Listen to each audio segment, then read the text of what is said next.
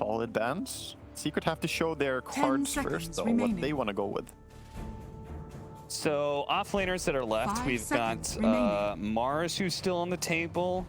There is some of the ranged offlaners. Yep, and there's one of them. You could play Jakiro offlane. That's Or maybe they're doing mid Rubik and offlane Kunkka. Yeah, so we're assuming offlane Jakiro initially. I would say that's probably safe to assume. Yeah. Mid Jakiro, let's go. Kunkka, Rubik lane. They have options, but in all likeliness, it's going to be an offlane Jakiro, right? So if you're OG, that's what you're going to operate under as your assumption. At which point, do you care if you're PA? I don't think so. I think you're pretty happy here. And that's a very immobile hero later on that you can jump, pairing up with the mobility of your Slardar and your Puck. Kind of getting back to it over and over, but other than that, maybe Monkey King could still work. Even though he has fallen out a little bit of favor, he is a hero that has built-in flexibility, like mobility, and can really chase down heroes more easily. Yeah. Any ranged heroes that wouldn't have to worry so much about Jakiro in the lane? Not so much. Maybe you do Luna, but it's gonna be PA. Heroes. That felt like the most obvious PA though. It just, I love OG's draft. If I could say that there's one game today where I favored one draft over the other, this is the one. I think OG's pick is harmonious within itself and is quite good against what Team Secret have. So to lose this one, I think they have to misplay. Okay, so in which case, like, what sort of timing are we talking about for Team Secret to be able to beat OG, since you do favor OG's draft so much? Perhaps if they get the Blink Dagger Wraith King coming online that we've seen Tundra do, the aggression you can put on with that could be a good timing to play around. So you have someone who can dive in and go first so that you don't end up being the ones getting jumped. Because right now it's looking a lot like OG are going to be the ones leading the way and the ones initiating. But I think play around items like Blink Dagger on Wraith King and BKB for your Kunkka. That could be the timing. Okay. Sunsfan, one final appearance for you, young man. What the hell is this? It's a car scene. Whose hand is that? Oh, that's Who's taking advantage of whom?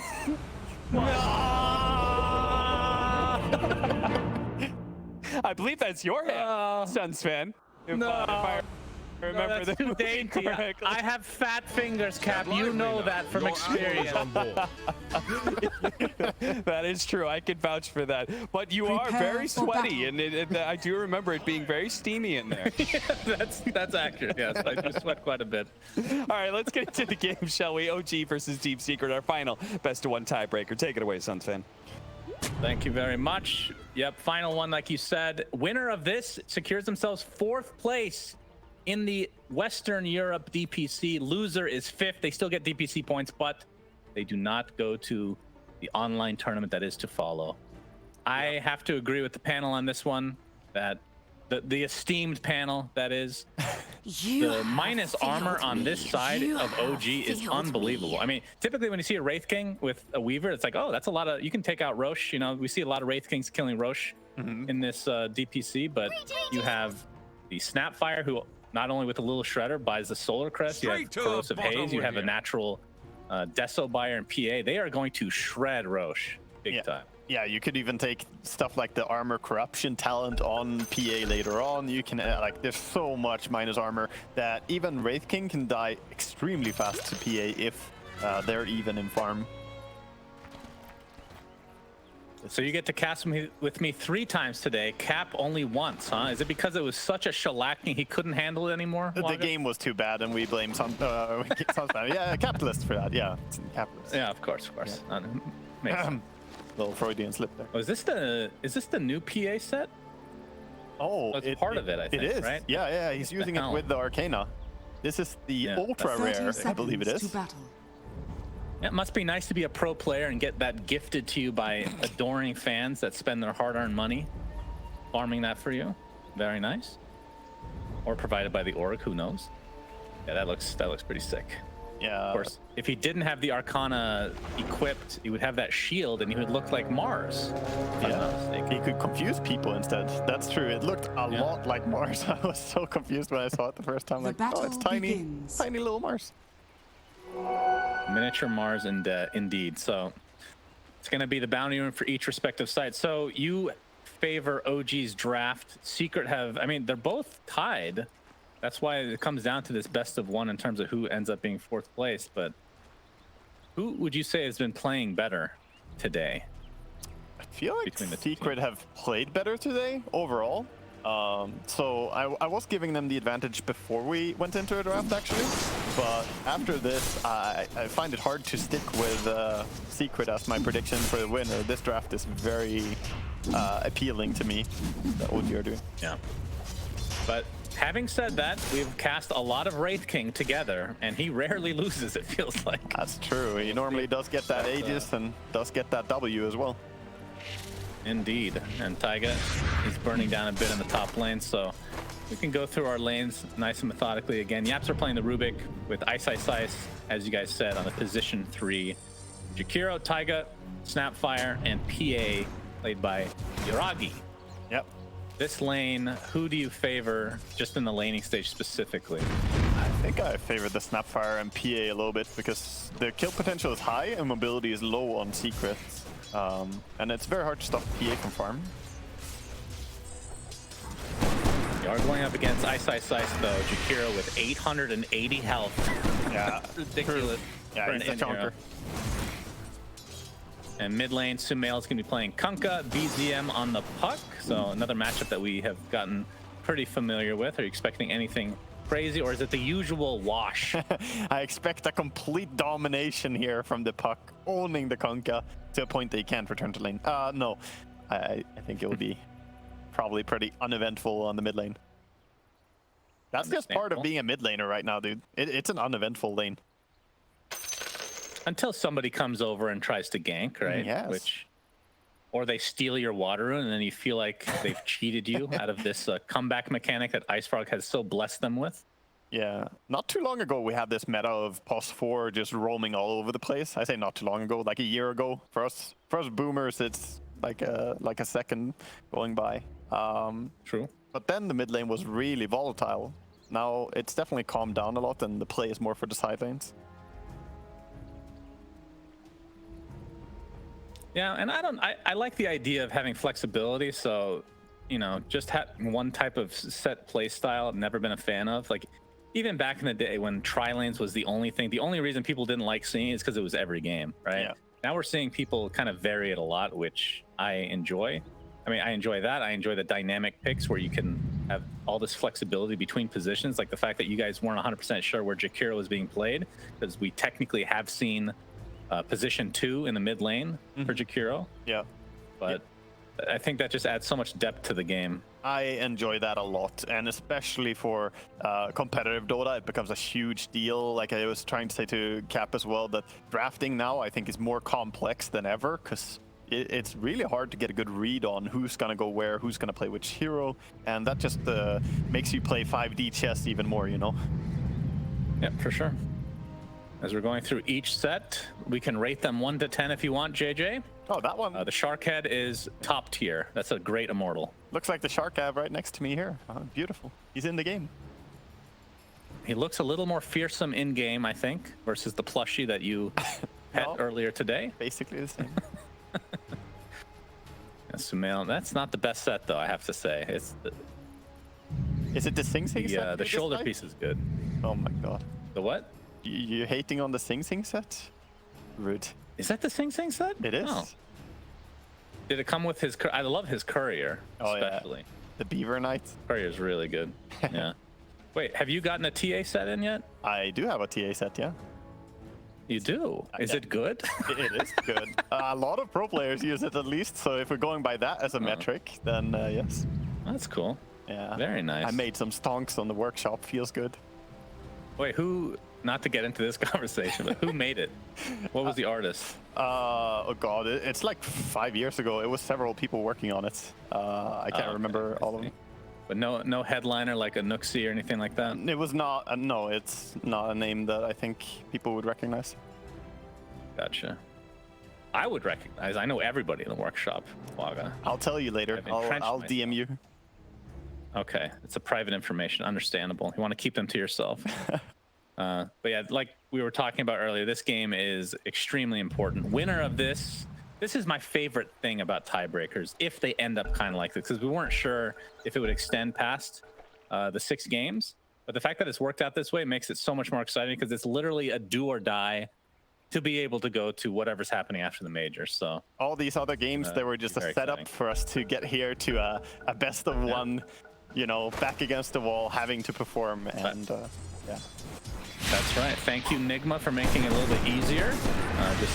If they had won that game, it would have complicated things quite a bit. As top lane, Yapzor getting quite low. Gonna pop that salve though, and we'll survive. So no first blood quite yet for either team. Only 2 minutes in the game. And the one lane we haven't really discussed is the bottom lane. Nisha, Wraith King, Puppy, Weaver versus Misha's Nisha and Misha. Misha on the Bane and Amar, the mother effer on Slara, which is one of my favorite heroes. Top lane though.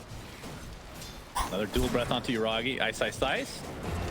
Under 200 HP now. He is very killable, but Yuragi has to be careful. That's the dagger up in just a moment. Just needs a little bit of vision. Taiga gets that vision for him, and first blood goes away with Yuragi, and that is a good start for OG. Yes, Fade Bolt. One more hit than Fade Bolt. He gets it. Yeah. Oh!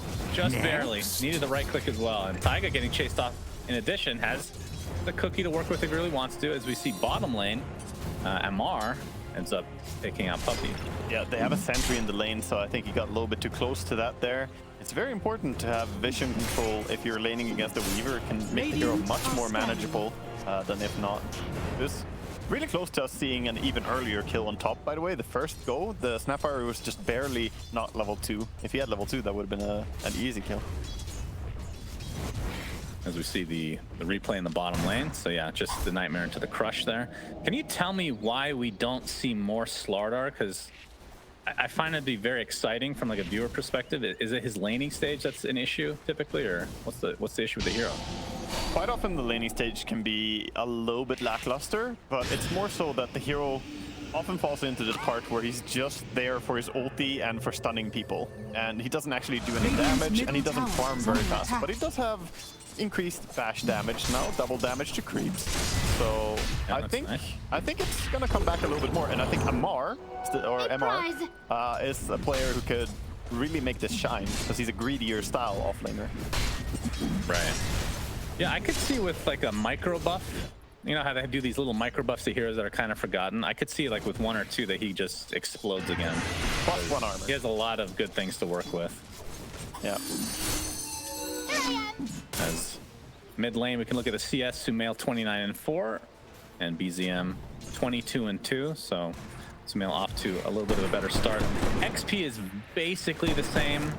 Close enough to call it a wash. I think it's top lane. Telekinesis on the Taiga, but they can turn this around with the cookie. Yuragi gets the stun off. Yapzor on the run, already popped his wand, but Yuragi is the one taking the most damage here. Has another dagger in just a moment. Has a ring of health as well. And the dual breath will Phantom Strike to the range creep. Fade Bolt in 2 seconds. And that's another death for Yuragi. Yapzor and company doing a great job. Looks like Taiga will go down as well. Double kill for Yapzor. All right, this is a core Rubik now, officially. Yeah, he upgraded. He almost has mana boots now. We're only minute 5. He's gonna pull the stacked big camp as well to deny more creeps. That was beautiful for Secret, and something I think they crucially needed here on top lane. And bottom, we're seeing harassment between the 2 supports. And Nisha, we can catch up on some of the CS here. 26-6 versus the 20-4 on Yuragi, who has now died twice. So definite advantage going Secret in the laning stage overall. Well, X. He's coming in. It's up. Waning Rift, nice silence to be able to disrupt the combo there. Sumail not able to hit the torrent either, but he's continuing to chase because he has boots and BZM does not. One more click will do it, and Yapzor will get credit for that one again. He is everywhere. Yeah, Yapzor getting a very good start. That is gonna finish the entire Arcane Boots completed there. Great stuff for him. And Nisha getting bashed up by MR. Puppey using the swarm though to annoy the crap out of OG. Oh my god! Was there a Reaver there? Okay. Just deleted temporarily. You know, quick respawn time. But yeah, geez, that's a lot of damage. Yeah, top lane is what Secret have to really look towards though, what they have going for them here. Also, look at that big camp. Jesus, that's terrifying. Double tomato. Bounty. Yeah, you got to be careful. We've seen a lot of denies from those neutrals. As yeah, Yapzor and Ice off to a great start. They can basically sustain all their spam now, thanks to those mana boots.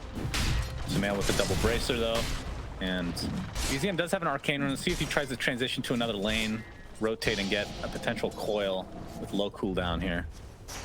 Yeah, I think he could look towards bottom lane perhaps before actually Wraith King is just about to get level 6 soon, so maybe he can't get that gank in time.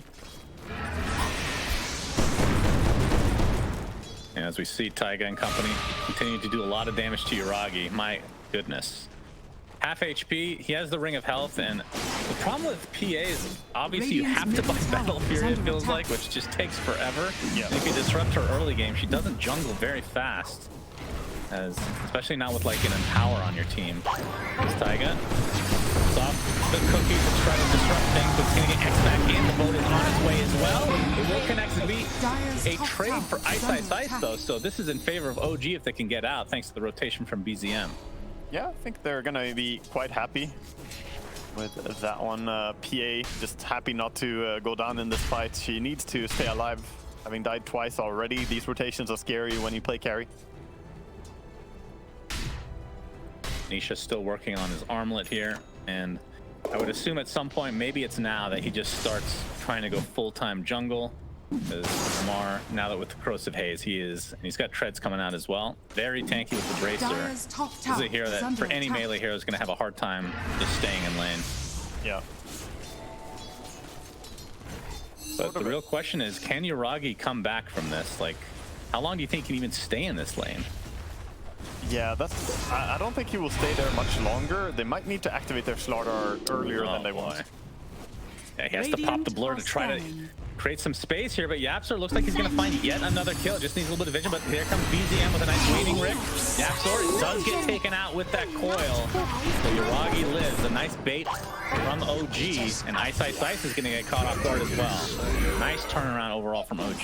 That was cutting it just about as close as you can. That was Rubik trying to fade bolt towards the end, but PA turns around, throws a dagger, and is going to survive that. I think crucial rotation by BZM, recognizing top lane is in trouble. Yeah, and his farm it's catching up again, basically even with Sumail. Sumail, I believe, has, I would assume, an armlet coming out. Actually went phase boost first, so we'll see if he goes for the same route as we saw the other game. His Puppey's going to get Waning Rifted, so there'll be a freebie for OG. They've been very active in this side of the map as of the last few minutes now. Yeah, and he's gonna steal the bounty room because of it, so a little bit of extra gold difference there from that. For the first time we see OG in a while actually a little bit ahead in gold. It's extremely even though, of course. Yeah, for sure. Yaps are working on an Aether Lens now, but on the OG side, what are the things we're waiting for? BZM, his first item will be Witchblade, and only a recipe away, so relatively close. It's all about the Battle Fury watch, right? Yeah, I mean, in a way, but once the Battle Fury is complete, what's PA gonna do then? Well, farm even more. That's what you're waiting. You're waiting to complete an item to farm so that you can farm faster. The big item that you're looking towards if you're one of the players who want to do stuff is the Slardar's Blink Dagger. He is halfway, a little bit more than halfway towards it. And once he has that, he can start rotating, because so far, he's just sitting down here, hitting creeps, having a good life. And he's yeah, sounds great. Yeah, he's having himself a very good game, which, like you said, when he gets that Blink Dagger, should create a lot of space for PA to farm. And the question is whether they will go straight for a BKB after the Battle Fury, or if they go Deso BKB, which obviously is a bit greedier. But depending, I mean, with this such a bad start, I would just assume BKB as a straight up item after Battle Fury here. Yeah, I think when you're against Kunkka and Hero, I think that's a wise choice to go for the BKB. It might even allow you to farm more as well, since ganks are going to be much harder to execute. And OG's timing just seems to be predicated on this this Blink Dagger, so MR about 300 away from finishing it. From Secret side, They're playing a pretty calm style right now, just kind of sitting on the lanes, taking it easy. They are making a rotation with Fiend Script to bottom though, and if someone comes too close, maybe Bane can get a grab. But it's very low pace right now, just chilling.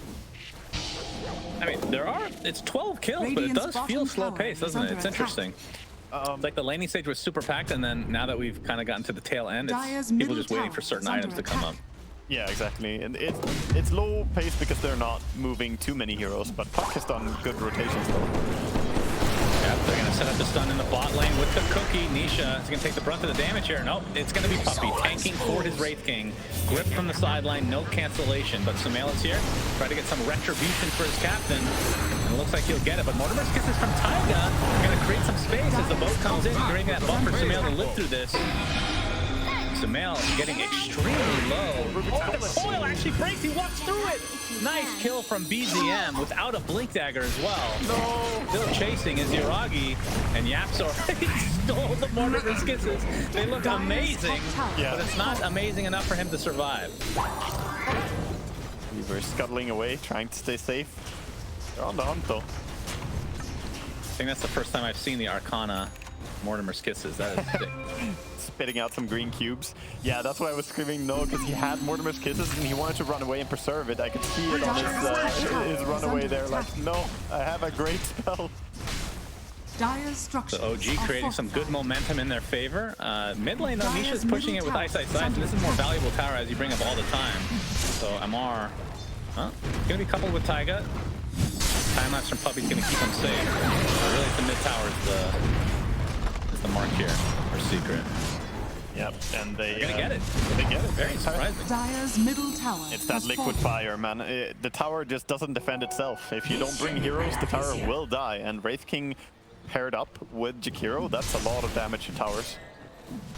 Aghanim Scepter for Ice Ice Ice. That's the item he's going for first. Yeah. I don't know if I've seen it first before. That's interesting. We've seen it sometimes actually, and it's a cool item in the way that it makes your ulti much easier to play around. 30-second duration is really long. More distance can also be useful sometimes, but it's mainly just the pure damage upgrade that makes you able to burst people harder. There's a smoke here. Just waiting for their enemies to fall into their trap, and that's going to cause Taiga to get out. And that's actually the blink reveal. We saw that MR blinked away defensively, so not going to be a surprise factor with that. Yeah, I mean, at least it's a very obvious item that he would go for, but not catching something like Kunkka with it is a little bit sad for him, but not the biggest deal at the end of the day. Wow. Right now, the top net worth leader is BZM. He is kind of leading the pack by a good margin right now. And has the Witchblade, Boots of Travel, DD bottled. Yeah, that DD rune. He can definitely find a kill with this, even as a Fiend Script Bane by his side. Anyone they run into now is in danger. And they're transitioning into the bottom section of the map. The tier 1 tower is relatively low as well. There is a fortification to delay things. You can see MR, he wants to get really aggressive. X onto Puppey to try to push the wave a little bit, but they're going to pick off Rubik on the sideline. Yasuo takes a tumble. Oh, the crutch actually hits Puppey. That was invis, but the time lapse to the other side. But he will survive. Dire are scanning. And he's taking out the wave again, so... A little bit of big annoyance here. Miscommunication there, I think, because Misha used up his grip there on the Rubik, and Rubik was jumped by Slardar, so there was really no need for it. So they're gonna have to wait out the cooldown for Fiend Script. Otherwise, they could have killed Weaver as well. But still a good kill, and they're gonna take down the tower with Taiga. Radiant structures pushing it on. fortified. And Yuragi has his battle fear. I mean, 15 minutes? That is way better than I thought this was going to go. Yeah, Radiant's PA has he has recovered. Uncanny ability to just not be denied farm. It's very hard to stop her forever. Even in a struggle lane, she'll keep stifling daggering and just getting CS here and there. And they did get, you know, some kill participation. He does have the BKB queued up, so as expected, wants to make sure he doesn't die in the next fight. Doesn't really have the luxury of just farming for the next 10 minutes. Speaking of items, Yeah. Yelthor with a full ether lens on Rubik as well. Yeah, that's nice. That is nice. Dire's So top tower Arcane is Supremacy under plus attack. Ether Lens. Radiant's bottom tower is under Basically attack. global range for him, I think, right? That's how it works. Yeah, that's what it feels like. And Amar is working on a BKB for himself as well, as they've taken control of the enemy jungle right now. Sai still on the Aghanim Scepter watch. Nisha, Deso, so it will be the standard cookie cutter Wraith King build that we've been seeing for the most They're part. behind them. Yep, Sumail, he's gonna find Amar, gets off the X marks. Macro fire to follow. He's gonna get back into the boat. That is gonna be an easy pickoff for Secret as Taiga attempting to run away. Will be successful. Telekinesis not up. They only find one, but it is a very important kill on Amar, who's had quite a good game so far. Yeah, great kill for Secret there. I like that move. That could easily have been 2 kills even if they were just a little bit luckier in how they clashed there. But nice read on the gank coming bottom.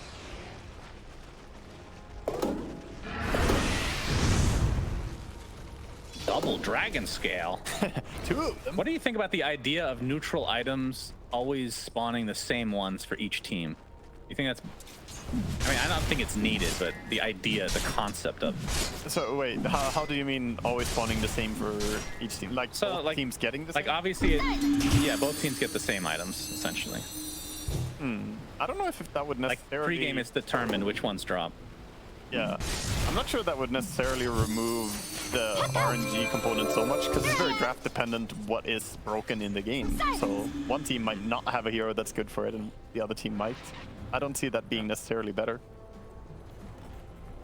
I was not a big believer in neutral items, but after all the changes, getting the 5th item, obviously, I mean, you used to be able to put it in your inventory, for God's sake.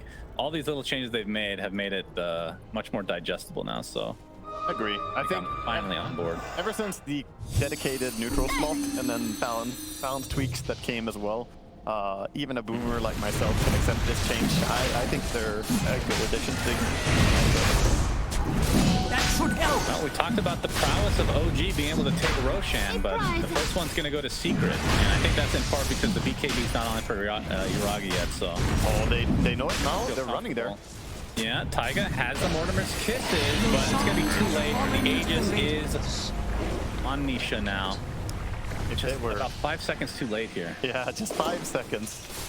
The only Radiant's difference there, bottom but good tower is recognition under by Secret that they can just take Roche quite easily. Liquid Fire slowing Roche attack speed as well, making him, you know, not bash you as much. They have a decent Roche lineup too. Yeah, and Nisha, I would assume he has the Blink Dagger already, so didn't even finish the Deso yet. I guess with this Aegis, they're going to try to take control of this map, get some outer towers potentially. EZM in the top lane. Gonna spot out Yapsor, but Ice is hiding nearby. Try to get a potential catch. You always want to be careful when you puck nearby a Rubik due to that instant lift. It can catch you off guard very easily. Lotus Orb on Puppy, he is actually pretty farmed. For Yeah. 19 and a half Radiant's minutes in the bottom game. tower That's is not under something we see attack. that often. Yeah, I'd like to say the Puppy is rather huge in this game. Having Urn, having Lotus Orb, the value Fluffy has along with it. Are scanning. He's looking good, and it's a great game for Dire's Lotus top Orb. tower is under attack. Oh, Nisha blinks into the trees, but he's gonna miss Taiga just by an inch there. Dire's structures are And this fortified. tier 2 tower will be fortified, but will it actually be defended is the question. This is against the Aegis. Doesn't look like it. OG are very spread out. Still working on their very Dire's crucial top tower is BKBs. under Yeah, attack. just play around timings. If they're gonna bleed some towers, that's fine. But I mean, they're really close to having both Slardar and PA BKB, so I don't think they want to stress it. They're gonna get PA Dire's DD run top right now. tower has fallen. Bottle was dropped in the river Radiant's by middle Puck, tower so is under they're gonna attack. preserve this. That is tempting. That timing What is could coming be on the courier? stronger than Aegis. Double BKBs and DD rune. Radiant's middle tower Well, is he has under the attack. BKB now on Yuragi, so with the DD, maybe that is go time. Do they have time to wait for, yeah. So Amar, like you said, I thought he was flying like out. a few hundred away, but Yeah. it is indeed. So this is a huge timing for OG. to potentially take control of this game again. It's going to be delivered mid-fight, it looks like. Oh, never mind. He's walking to it. I don't think Secret are ready for this. Fresh BKBs. They think that they're the strongest ones by far because of this Aegis, but it might not be true. It's all about the initiation now. Is this a fight where you probably try to ignore Wraith King at the beginning, but Nisha? Oh, Yuragi's going to have the BKB very early. Deletes Rubik immediately with the coup de grace. The Mortimer's Kisses with the crush to set it up. Ice can take a couple as well. And that means Secret have to run away. Sumail popping his BKB in a very defensive manner. He's going to get the bash off along with the Kunkka boat, but there's the grip from Nisha. And that's going to be a death of Sumail as well. And now they can try to go for the Wraith Kings they really want. The Reincarnation's likely going to be pop here. They have a full team-wide potential here as OG has lost absolutely nobody. That's the Reincarnation. They can kill 2 more times, but they definitely can. That's number 2. And number 3, let's see, they have the cookie to set up the stun if they really want, and they will. Deletion, full team wipe for OG off the back of the double BKB and double damage on Yuragi. Well played. I mean, even killing the Aegis and Reincarnation, so that's really impressive how they just destroy them in that fight. Attack. The DD rune and the double BKB, what a surprise power spike. I like the illusory orb by Puck there at the end, by the way, when Wraith King reincarnates, so that he can't blink away. It's on him immediately. That is a huge turning point. Obviously, giving up Roche is not something that they wanted to do, considering that their lineup will take it quite a bit faster, even though Secrets does take it relatively fast themselves. But finding a fight like that is a dream. They just flipped the game completely upside down. They're like, oh, we're a little bit behind. Secret are feeling good. Secret are taking our tier 2 tower top. And then now, if you're Secret, I think they're still a little bit dazed from this. They don't look like they know where they're supposed to go. Like, damn. Maybe they had to go into concussion protocol, which I guess is a joke you won't get because that's an American thing mostly. I'm just seeing the replay of the fight here. Yeah, that was... And the fact that Amar waited so long for his BKB allowed him to just withstand that Kunkka boat as well. So nice timing with all the spell casting. And you see Yapzor, yep, he is, well, actually has a Ghost Scepter, but that's going to amplify the magic damage coming out. Radiant's top tower He's going to drop to the deck. Nisha running away, does not have reincarnation for 20 seconds. This will be a huge kill, but OG not feeling comfortable going in any further. Yeah, OG already playing it fairly aggressive here, going rather deep, but they didn't have Link ready again. He went Mask of Madness, huh, on Slardar. He is gonna be clicking. I told you early that a lot of Slardars fall into this just stun, just ulti. Not this Slardar. He had Echo Saber queued up, which I love, but Mask of Madness, my goodness, that is aggressive. See, BKB pops, he's gonna be able to take off this Kunkka boat, but there's the Mortimer's Kisses along with the Phoenix. That's life number 1 for Wraith King. BKB popped by Yuragi. Wants to just focus Nisha now if he can. He's getting pushed out by Sumail. So it looks like OG want to reset potentially. Taiga is gonna be the first to fall in this engagement. Great Fire Blast is well used, so both supports for OG dead. And again, nice little comeback there for Secret.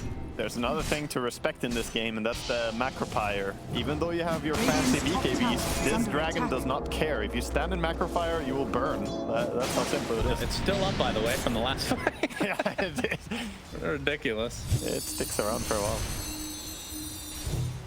It's kind of deceiving, like how powerful Jakiro is as a core, because you just get the spell so much faster. If you're used to playing against him as a support, it's just like, oh wow, that torrent, is that a blind torrent? And stolen Fiend's Grip from Yapzor. BZM, wow. What a kill from Secret. Yeah. Holy jeez. That was fantastic. That was like Abed and his blind torrent earlier that we had in the NA series. Wow, that was fantastic. I don't know if he got vision with the illusions initially. No, he torrented completely blindly. He scouted that out with torrent, and BZM was not ready for it. The illusion was like walking in there, but the torrent was already cast. Yeah, that's dirty. He got the illusory orb off, but could not phase shift in time. That is a big kill. I mean, that was the top net worth. Yeah, he's still up there, of course, top 2. I think if you're Secret, you wouldn't mind taking it a little bit slow and wait for the next Fiend script that you're coming off cooldown on Rubik here. Because he has such good cast range. He can destroy someone in the fight. And especially if he Fiend scripts and you Macropire on top of it, that person is dead. Yeah, and it's not like it's that hard of a spell to steal either. I don't know what Misha can do to prevent it, honestly. Yeah, One of those freebies. you have to wait until something is on the Rubik, or you use it on the Rubik. You can't really just cast it. I don't know if he's ever gonna get or have time to get an Ags this game, but the Ags Fiend's Grip is like, what do you think about that with the illusions coming out? So you're basically almost guaranteed to get the grip entirety. I think those illusions are insanely good. Dire are Also, I think scanning. it's bugged on Rubik. I'm pretty sure they straight up don't work for Rubik. I'm gonna Oh, say. really? Yeah, I think if you stop casting it with Rubik, like you walk away, the illusions just die immediately. Oh, well, that's no. I think it works like this: if you steal another spell, Radiant's they middle instantly tower die because has been you don't denied. have the. Oh, I see. Okay. I think. I guess that kind of makes. Maybe that's not a bug.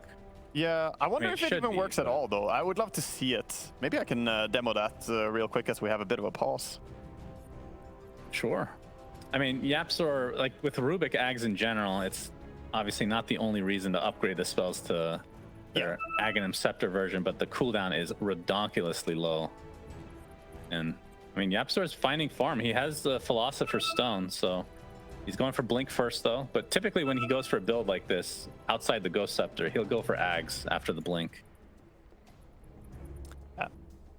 I'm just too curious. I have to find this out now because I believe that doesn't work at all. You'll have to cover for a second. Yep, no problem. Used to casting with Cinderin, so that's basically my job in a nutshell. If you're just joining us, remember this is the final best of one for the tiebreaker between OG and Secret for the Western European DPC. The winner gets 4th place. The loser is on the outside of this upcoming online tournament and will be 5th, but still at least will get some DPC points. As Yuragi now has BKB, Deso, and Battle Fury. He is fully online and comfortable to fight. You can see that Nisha on the Wraith King is opting to go towards the MKB to be able to actually fight. The old PA could have gone for like a Silver Edge, but Silver Edge with the Blink Dagger feels like a little much sometimes. All right, I'm back with you, and we have some action already. That should help. Dude, I'm excited to hear the results of your test. So it seems like it does indeed work as long as you don't steal a new spell, and then when you steal a new spell, it works. Okay. And I'm sure, not that he's even getting Ags this game, we don't even know, but Relevant. Yapsor is one of the best Rubik players ever, so I'm sure he knows that, right? I would assume. I wouldn't put it past Yapsor to get Aghanims in this game. He's great at just pulling items out of nowhere. And True. yeah, I'm certain he's aware that he's one of He the is losing Fiend's Grip soon, though. Doesn't Yeah. look like they want to take advantage of this. That's a bit of a timing missed for them, so they would have wanted to get some aggression done while you still have that big spell as a surprise. I think it's because the MKB for Nisha, they just want that bad. Oh, they went double damage as well. So MKB, I believe, on the way. Yep. Yeah. And So they now are the it's, ones with the DD accuracy. rune this time. Yeah, I think Nisha might get one shot. Yeah, I think so. Actually, maybe Radiant's not. bottom tower is under attack. 1400 health, maybe not. Yeah, maybe it's a double tap. It's the fluffy hat gonna protect him. Should say that in the lore. Prevents you from getting one shot. Usually. It says fine and functional foppery for the fashion-forward fighter. Is what it Oh, says. wow. I like that. That's a nice play on words. Reminds me of V for Vendetta and that huge speech he made with a bunch of yeah. V's. Great movie, by the way. One of the few movies the Wachowskis did well. I think the only other one is the original Matrix, and everything else is trash. I haven't seen too much of the others, but I can agree that V for Vendetta was great. That much I know. Roaches? I usually cast with somebody that has never seen Matrix 2 and 3. It's probably for the best, though. Yep, on to Roach number 2 we go. And this is one OG really wants to fight, for sure. It's at half HP, Taiga. He's going to pop the smoke. He's going to see what's going on inside the pit. He's going to get telekinesis with the Ripper, but not the greatest layer. But the jump in now is Rubik. Yeah, he's going to be able to live thanks to the Ghost Scepter, but die shortly after. Buyback now on the Snapfire. Roach is not low enough for anybody to steal it quite yet. posturing a little bit here. BKB still online for both Amar and Yuragi. Yo, Roche is dying to Nisha. fire. Look at him. That's true. That is true. He's dying slowly but surely. The guy jumping in gets the Aegis. Puppy gets the Aegis of all people in the grip right now. Look at the break coming out from Yuragi as well. He has the shard. And he must have picked it up on Roshan. That's 4 dead for Secret. That is unbelievable. Triple kill for Yuragi. It's a full team wipe. Unreal retake of the Roche pit.